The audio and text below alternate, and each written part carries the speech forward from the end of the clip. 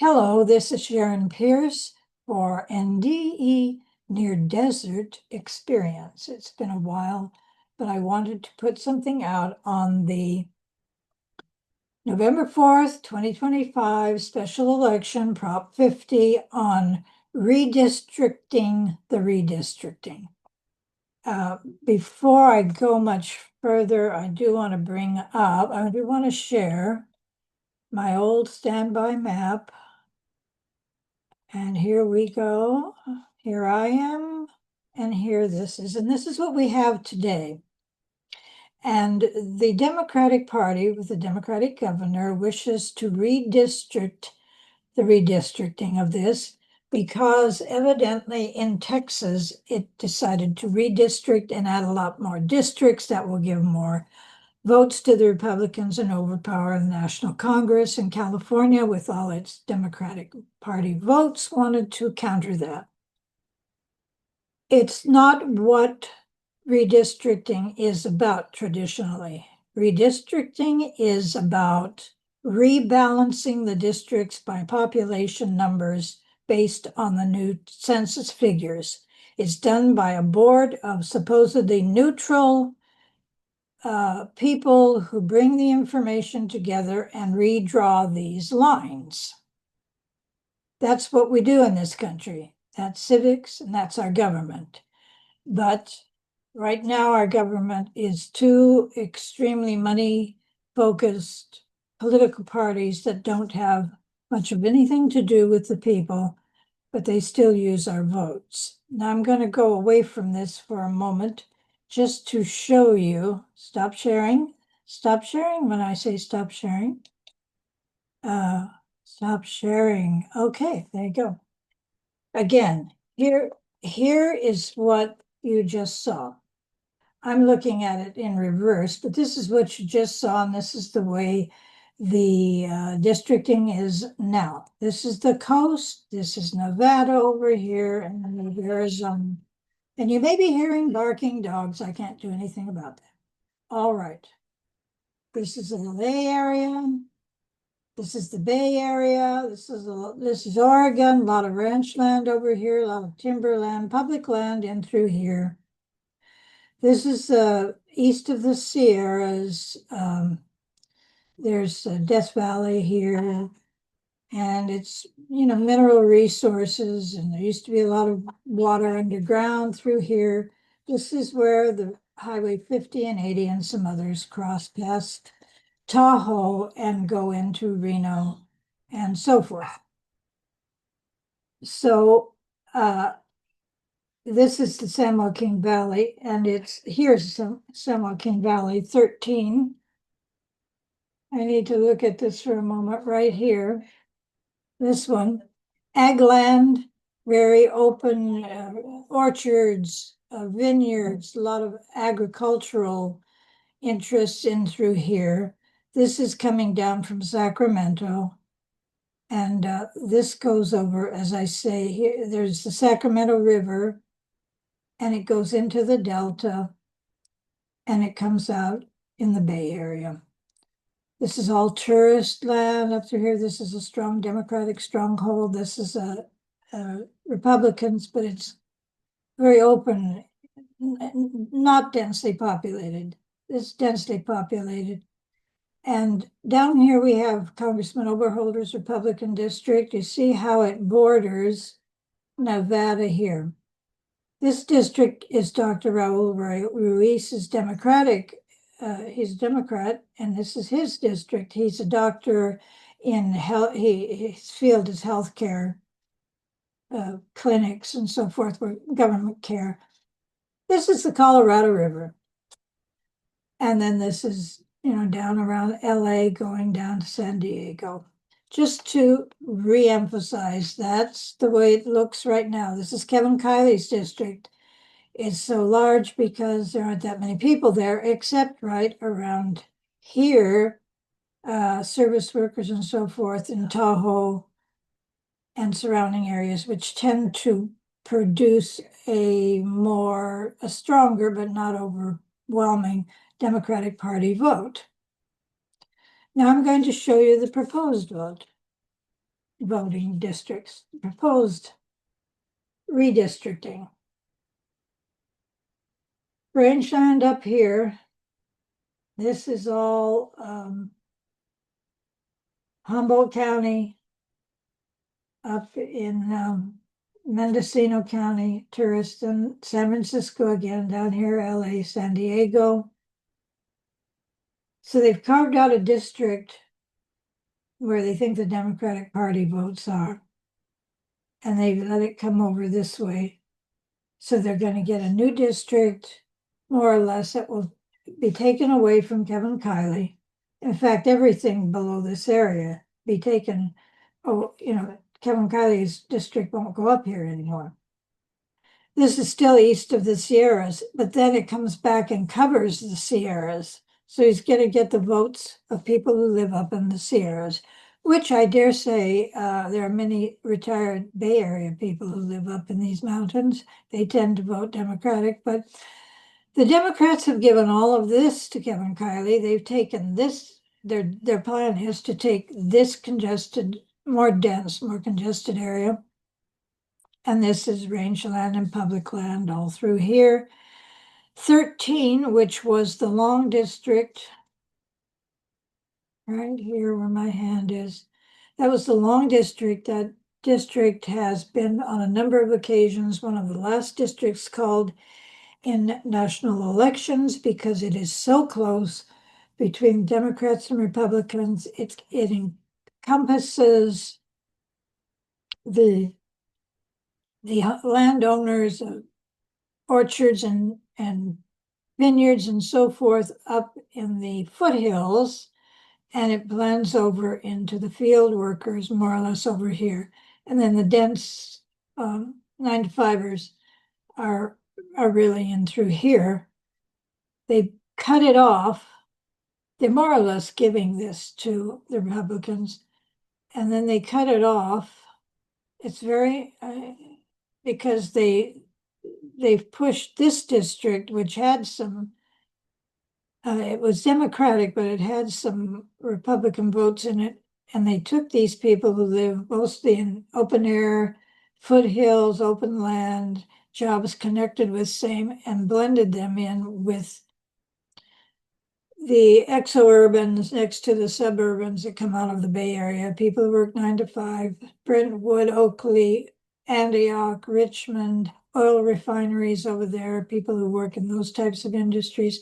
They've crossed the Delta and they've crossed the Sacramento River to create a new little District 9. This is gerrymandering in the extreme. They cross the topography of a river and a delta region where people who want to live on one side live on one side, people who want a different lifestyle live on the other.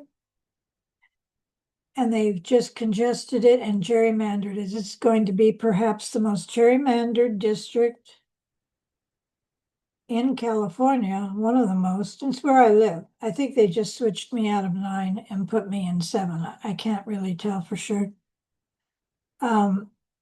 I'm very much against gerrymandering, very much against gerrymandering. And this is gerrymandering. This is mixing up a lot of apples, oranges, plums, and cherries, and a few almonds, pecans, and pistachios. It's a hubbub of nonsense. They pushed some of the other area down here, but cut it off, and then this one is being pushed even farther south down to Bakersfield. They're giving, it's a very cynical redistricting chart, in my personal opinion. The Democrats are giving the Republicans, they're throwing away districts and people that they think, oh, they're going to vote Republican, but we're going to have, through our gerrymandering, a lot more way for Democrats to dominate up in here and through over in here. My personal opinion is that this will backfire if it passes. Now, one of the things that I want to say is over here, they are giving the people who live along the Colorado River that were Dr. Ruiz's Democratic district, they're giving them all to the Republicans, thinking that they're Republicans, that they're hardcore corporatist conservatives who just are going to follow along the no, no, no, make America great again, blah, blah, blah.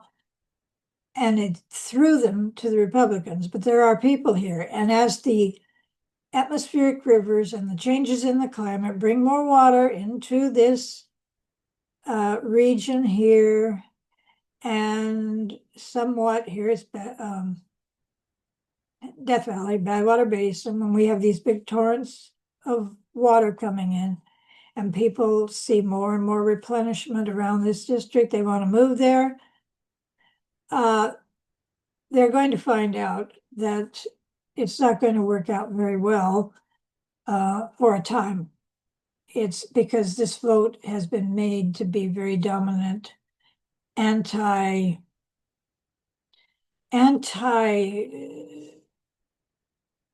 the type of thinking that creates reservoirs and some conservation things. It's very much more about oil drilling and mining and so forth, and that's okay.